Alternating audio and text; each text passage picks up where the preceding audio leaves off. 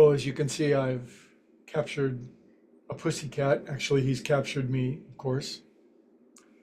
Welcome back. I can scarcely imagine a more spicy, interesting topic than the topic of feelings. And it's, we certainly won't come to any conclusions at the start of the week, probably not even at the end of the week, but generally we start by stirring the pot a little bit just by beginning to examine a great topic, and never here to preach or proselytize, but to examine dynamic, significant, influential topics that affect each and every one of us, and to have such things turned to our benefit, for our greater good, for ourselves and for everyone around us. And boy, is there anything really more influential than feelings? And there's so many ideas and thoughts on it. There's so many sayings. Let's see, what are some of them? Uh, Facts aren't, feelings aren't facts. What's another good one? Don't have a feelings-based life. Feelings will pass. So it seems to me like in the spiritual game, to some degree, or in the wisdom game, we are to some degree counseled on being wary of our feelings and to be on the lookout for them, because there's one thing we might notice about feelings is their fluctuation, their up and their down. Shakespeare famously said in Romeo and Juliet, "Swear not by the moon, the inconstant moon." And yet Romeo and Juliet did. They built their lives on the vicissitudes and fluctuations of feelings, and they paid the price for it. The moon is, sometimes it's there, sometimes it's not. Sometimes it's big and swelling and waxing, and sometimes it's just a little crescent moon like it is now. But we all know perhaps the reason in the spiritual game we're counseled to be wise with our feelings is that we know their fluctuations. And if we are subject to the whims, the vagaries, the vicissitudes of our feelings, we really won't have a very firm foundation in life. And yet, are we to live a life without feelings?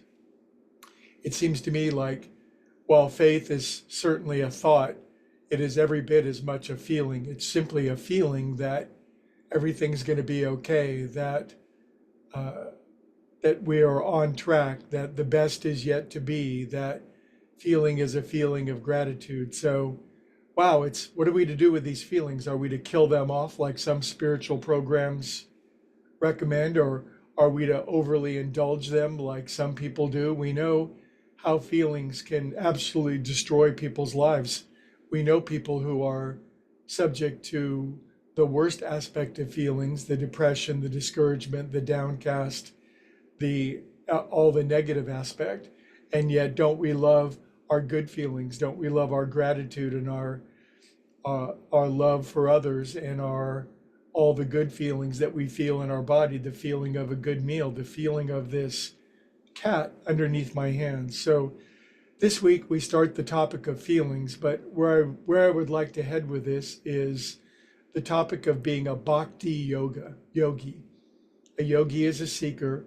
A bhakti yogi is one who loves God or their higher power.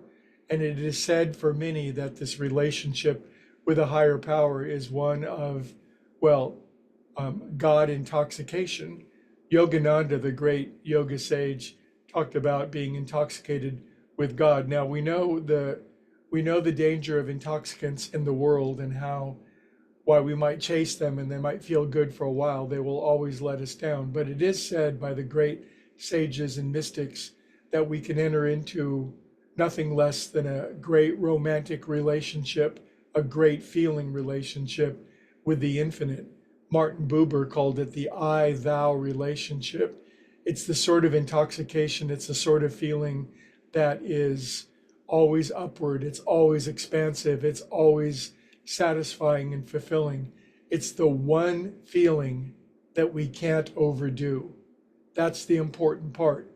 It's the one feeling we can't overdo because every other feeling is subject to being overdone. So, would you like to be a bhakti, bhakti yogi, one who enters into this romantic, intoxicating, joyful, blissful, ecstatic relationship with their higher power? It's a thought, isn't it? Okay, I've stirred the pot. We will continue to resolve and expand during the week. And may your feelings be aligned, tapped in all this day. See you tomorrow.